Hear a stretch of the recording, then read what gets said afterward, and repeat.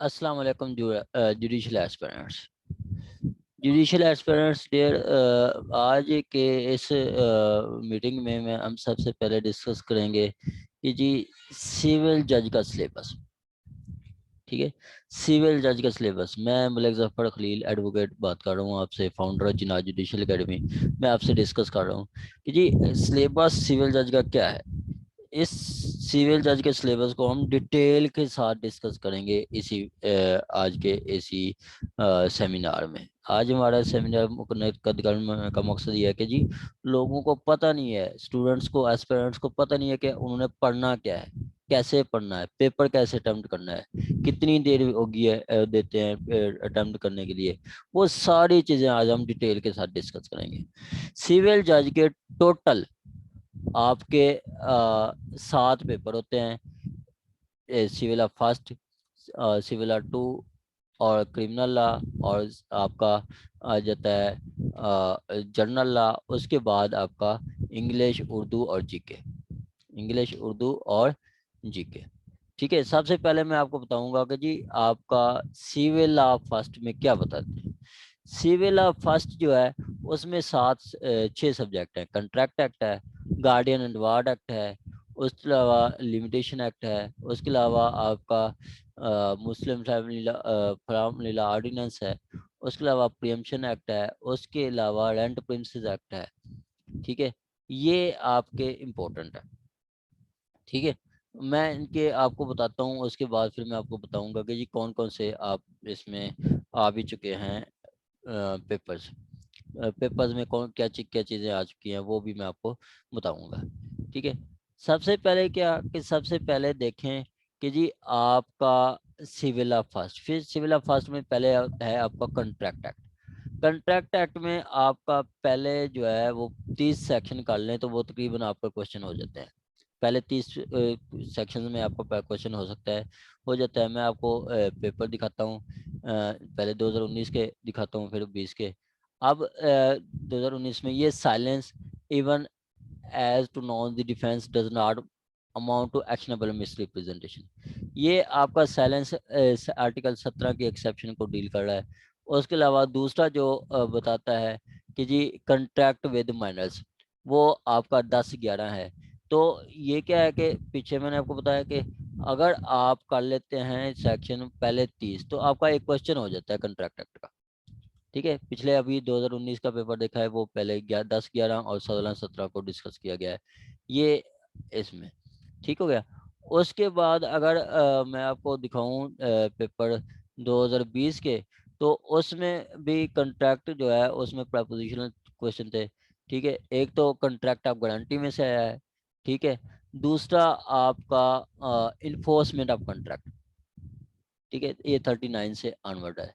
ठीक है, तो तकरीबन यही आपके कंट्रैक्ट के इम्पोर्टेंट है। पहले 30 तक कर लें तो तकरीबन हो जाता है, वरना आप आगे आपका कंट्रैक्ट ऑफ गारंटी है, एजेंसी है। ठीक है, ये आपने करना है, ये आपने साथ साथ सारी चीज़ें करनी है। ठीक है, सारी चीज़ें साथ साथ करनी है। उसके बाद आपका कहता है जी दूसरा, मैं दिखा रहा हूँ आपको। हाँ जी, ये है, ये है। आगे है जी आपका guardian and ward act. Guardian and ward act में यही सेक्शंस इंपॉर्टेंट हैं कि सेक्शन 7, 9 और उसके अलावा 12, 17, 24, 27, 25, 25, 26, 34, 35 ये इम्पोर्टेंट है। ठीक है, इसमें आपके जो पेपर पास में आ चुके हैं वो आपका देखें तो उन्होंने पहले एक क्वेश्चन दिया था गार्डियन वार्ड एक्ट का, उसमें 2019 में कि जी आपका गार्डन एंड वार्ड एक्ट में जो था क्वेश्चन, ये है कि जी क्या माँ जो है अपनी बेटे की प्रॉपर्टी सेल कर सकती है। यस, वो अपनी माँ जो है उसकी प्रॉपर्टी सेल कर सकती है with the consent of court. Court की इजाज़त लेकर कर सकती है। ठीक हो गया। आगे डिफैक्टो गार्डियन। डिफैक्टो गार्डियन और आपका डिजोरे गार्डियन। डिफैक्टो गार्डियन होता है जो आपको खुद को प्रोज्यूम कर लेता है। जैसे माँ की डेथ हो जाती है तो बाप प्रोज्यूम कर लेता है, बाप की डेथ हो जाती है तो माँ प्रोज्यूम कर लेती है, वो डिफैक्टो गार्डियन होती है। डिजोरे होती है जब कोर्ट अपॉइंट कर लेती है तो वो डिजोरे गार्डियन होता है। De facto guardian of mother sell immovable property in what of the pre existence of mortgage property, give your reason. आपने इसको साथ जो है वो रीजन देनी है। ये क्वेश्चन पूछ रहा है, ये 2019 में थे। 2020 है उसमें मैं आपको दिखाता हूँ कि कंट्रैक्ट में उन्होंने क्या पूछा है गार्डन एंड वार्ड एक्ट में।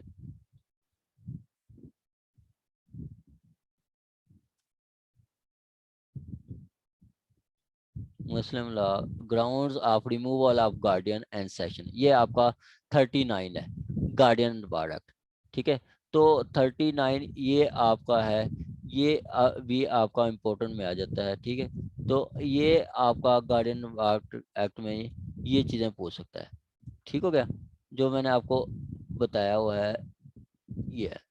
ठीक है, 39 आपका इम्पोर्टेंट है, 39 भी आपने साथ पढ़ना है।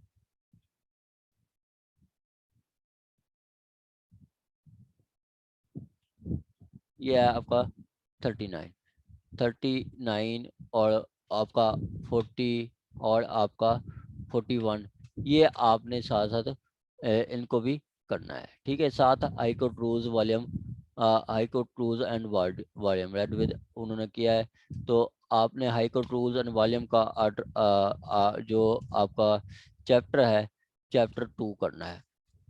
High court volume and orders के टोटल 5 वॉल्यूम है, वॉल्यूम आपने करना है 2।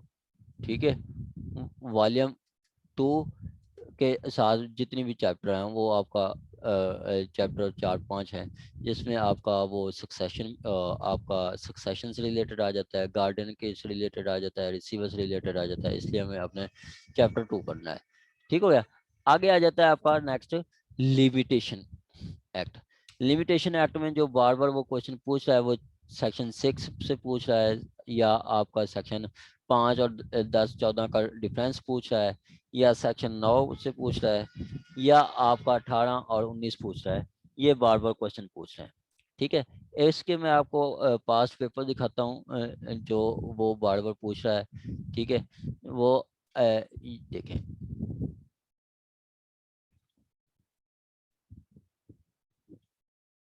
ये है सेक्शन ना।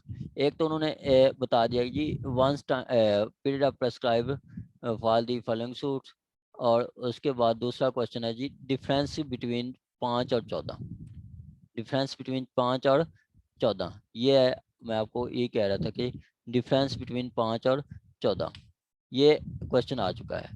ठीक हो गया, आगे फिर क्या कहता है, दूसरा वो क्वेश्चन कहता है कि ये बता देता है जी इन इन अपील सूट्स और एप्लीकेशन की आपने लिमिटेशन बतानी है।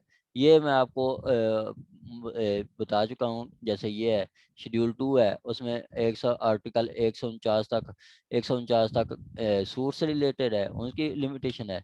अपील है 150 से 157 तक, इस तरह आपका 157 से 183 तक। इसमें जो मोस्ट इम्पोर्टेंट हैं जो आपके जो प्रैक्टिस रिलेटेड है, जैसे स्पेसिफिक परफॉर्मेंस की है या अपील अगेंस्ट एक्विटल है, इस तरह के आपने कुछ चीज़ें याद कर लेनी है तो क्वेश्चन एक यूज होता है। ये आपका लिमिटेशन का कंप्लीट हो जाता है। आगे आपका आ जाता है जी मुस्लिम फैमिली लॉज ऑर्डिनेंस। ठीक है, अब मुस्लिम फैमिली लॉज ये आपका सिलेबस में से है। ठीक है, Muslim family laws, Muslim family laws में जो वो क्वेश्चन देते मुस्लिम फैमिली लॉज का, तो एक तो आपने देखना है कि जी आप के उसमें आता क्या क्या है। मुस्लिम फैमिली लॉज में आपका Muslim family law ordinance 1961 with rules, वो रूल्स भी आपके 1961 के हैं। ठीक है, उसके बाद Muslim family law court act 1964, उसके रूल्स 1965 के हैं। ठीक है, उसके 165 के रूल्स भी हैं। ठीक है, रूल्स आपने लाजमी साथ करने हैं।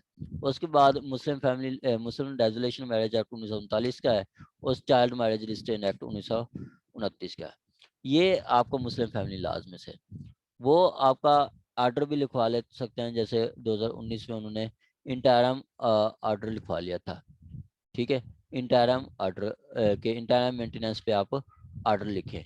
इसी तरह 2017 में उन्होंने इंटरम कस्टडी पे ऑर्डर लिखवा लिया था, तो वो ऑर्डर्स भी आपसे लिखवा सकते हैं। जैसे यहाँ पे वो बता रहा है ये ये कि जी आपने आप सिविल जज हैं तो आप 17A का इंटरम मेंटेनेंस पे आपने ऑर्डर लिखना है। उसके बाद कहता है कि जी अगर विदाउट कंसेंट शादी कर लेती है बीवी तो उसकी क्या है, ये आपका सेक्शन आपका जो है वो सेक्शन 7 है आपका 6 नहीं 6 नहीं 5 है मुस्लिम फैमिली ऑर्डिनेंस का सेक्शन 5, उसमें बताता है कि जो दूसरी शादी आपका नहीं कर सकते, दूसरी शादी की अगर करनी है तो वो उसकी रूल्स में बताया गया कि उसकी कंसेंट लेनी पड़ती है आर्बिट्रेशन काउंसिल से।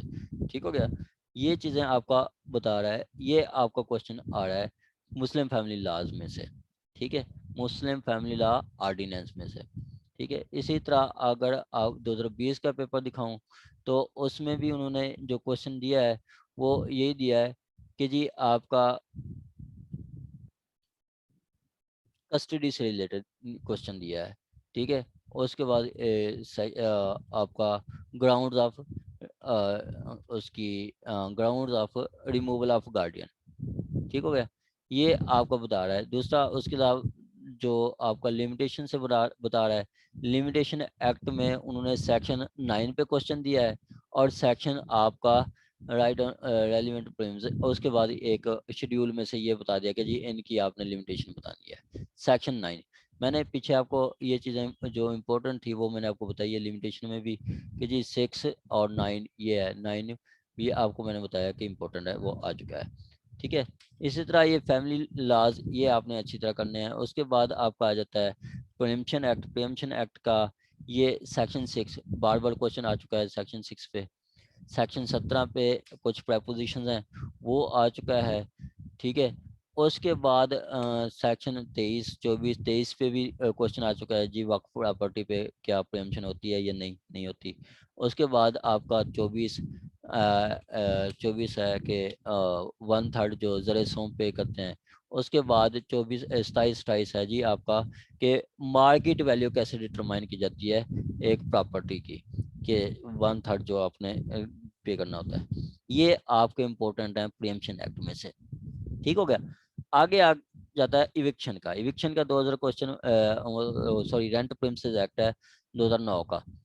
उसमें जो है इम्पोर्टेंट सेक्शन आपके 12 13 और 15 है। ठीक है, कि 15 है आपका इविक्शन का। ठीक है, कि इविक्शन किन ग्राउंड्स पे हो सकती है। ठीक है, या इस पे जो है वो डेफिनेशन भी वो पूछ सकता है। ठीक है, 2019 में डेफिनेशन पूछ लेती इस एक्ट की। ये तो हो गया आपका पेपर फर्स्ट।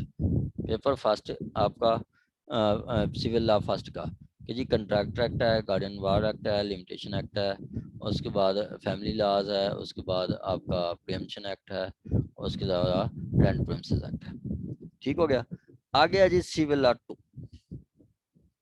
ठीक है, सिविल लॉ 2 का सिलेबस बहुत लेंथी है। ठीक है, सिलेबस सिविल लॉ 2 का सिलेबस बहुत लेंथी है। उसमें आपने देखा है कि जी एक तो आपका उसमें जो चीज़ें एक सीपीसी है, एक जनरल क्लासेस एक्ट है, कोड फीस एक्ट है, रजिस्ट्रेशन एक्ट है, स्पेसिफिक रिलीफ एक्ट है, लैंड रेवेन्यू एक्ट है। उसके अलावा आपका ये है सिविल लॉ 2 में।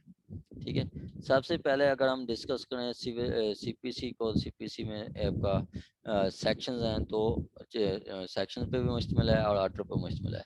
सेक्शन जो है वो 101 से 157 इम्पोर्टेंट है, 1 से 157 इम्पोर्टेंट है। ठीक हो गया, उसके बाद जो आर्टर्स हैं अच्छा सेक्शन में वो मैंने फिर इम्पोर्टेंट आपको बता रहा हूँ कि सेक्शन 15 से 16 आपका इंक्वायरी जुरिस्डिक्शन से रिलेटेड है, टेरिटोरियल जुरिस्डिक्शन। ये इसमें से क्वेश्चन आ सकता है, अक्सर देते भी हैं। उसके अलावा ये 36 से 74 तक ये एग्जीक्यूशन है। ये भी वो उन्होंने 2019 में उन्होंने पूछ लिया था कि जी आप बताएं जो क्वेश्चन जो एग्जीक्यूशन पीरियड है उसके पार्टिकुलर्स क्या होते हैं।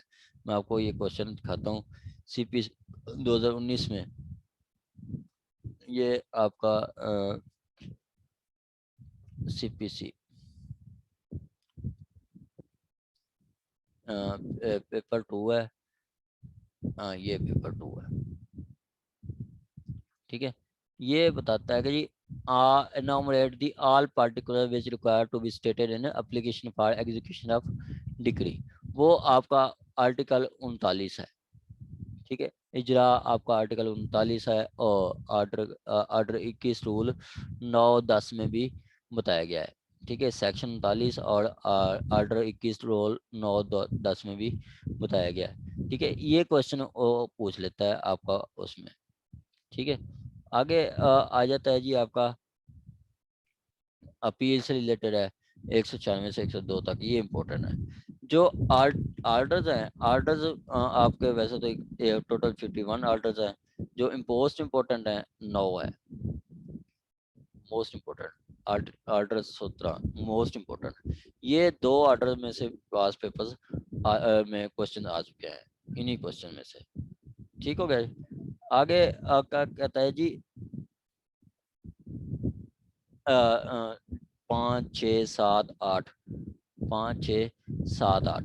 ठीक है, ये आपका जो है आर्डर, ये हमने पढ़ना है, ये मोस्ट इम्पोर्टेंट है। इनमें से भी आप पूछ सकता है। जो समन्स है 16, 5 समन्स रिलेटेड, अक्सर वो कुछ ना कुछ प्रपोजिशन दे देता है। आगे आर्डर 16 ये 14 आपका इशूज से रिलेटेड है। आर्डर 16 आपका जो है वो विटनेसेस की लिस्ट देनी होती है, ये है। ओके, विटनेसेस को कैसे कंपेल किया जाता है कि कोर्ट में आए एविडेंस दें। आर्डर 21 इजरास रिलेटेड है। 26 लोकल कमीशन से रिलेटेड है। ठीक है, और 32 आपका माइनर का जो है माइनर की जो करता है ऑफेंस, माइनर को ऑफेंस करता है। ठीक है, और सॉरी माइनर अगर सूट फाइल करता है तो नेक्स्ट फ्रेंड के थ्रू आता है। गार्डियन सूट फाइल करता है तो वो गार्डियन एड लिटम के थ्रू आता है। आगे आर्टिकल आर्डर 39 है इंजंक्शन से वगैरह, और 47 है आपका रिव्यूज रिलेटेड। ये आर्डर्स इंपॉर्टेंट है। ठीक हो गया। आगे जो मोस्ट इम्पोर्टेंट आपकी आ जाती है जी general classes act.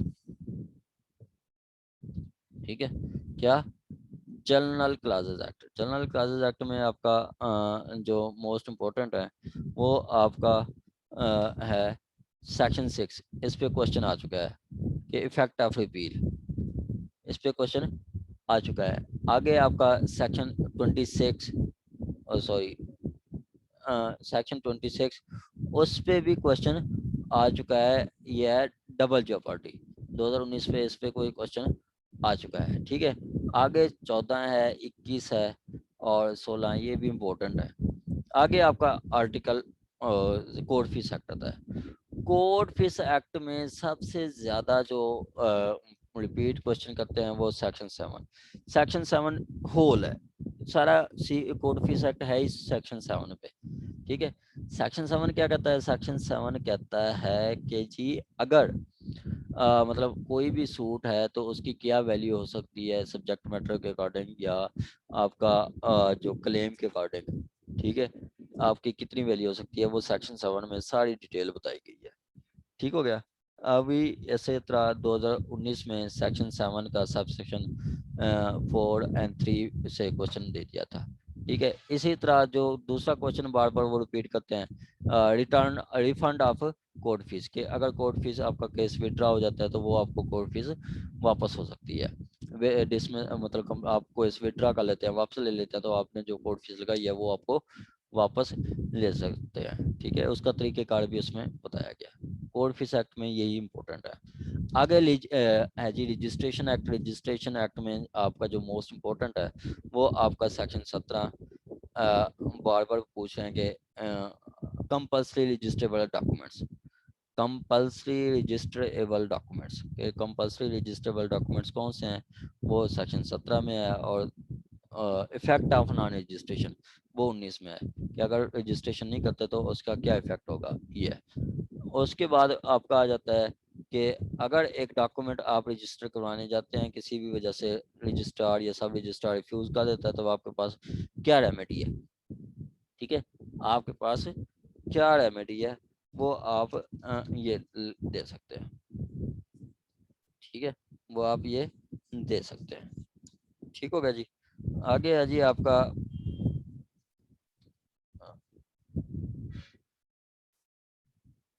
Specific relief act.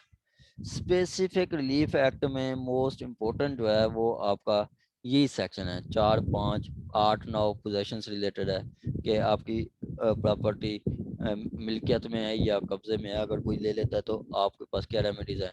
उसके बाद आपका 13 12 है कि कौन से सूट्स के कॉन्ट्रैक्ट के खिलाफ आप फाइल कर सकते हैं। उसके बाद 13 से 17 पार्ट परफॉर्मेंस है।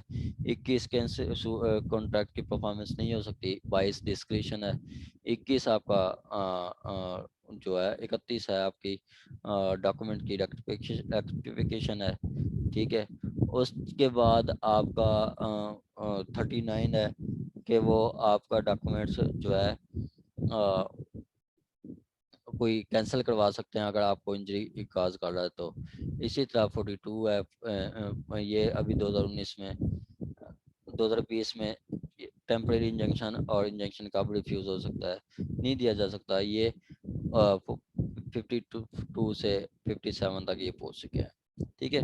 बाकी लैंड रेवेन्यू एक्ट है। लैंड रेवेन्यू एक्ट में जो मोस्ट इम्पोर्टेंट है वो आपका अभी 2020 में भी उन्होंने पूछ लिया था जी, areas of land revenue. Area areas of recovery of areas of land revenue।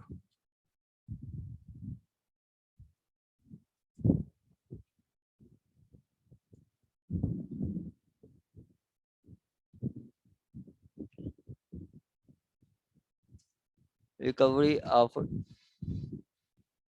Areas of land revenue. ठीक है। 80 से 90 तक ये आपका अभी क्वेश्चन आ चुका है। उसके अलावा जो आप में इसमें जो इम्पोर्टेंट है वो आपका रिकॉर्ड ऑफ राइट्स से रिलेटेड आ जाता है। रिकॉर्ड ऑफ राइट्स, ठीक है, वो आपका सेक्शन 39 है। ठीक है। उन 39 से ऑनवर्ड है। उसके बाद आपका असेसमेंट आ जाती है। असेसमेंट आ जाती है। असेसमेंट आपका 56 से आ जाती है ऑनवर्ड। ठीक है। 70 तक के इसमें असेसमेंट भी आ जाती है, स्पेशल असेसमेंट भी आ जाता है। ये इंपॉर्टेंट है। या आगे वो अपील रिव्यू रिवीजन वो भी आ जाता है। ये आपका इसमें इम्पोर्टेंट है। ठीक हो गया। आगे आपका पेपर क्रिमिनल लॉ 3 है।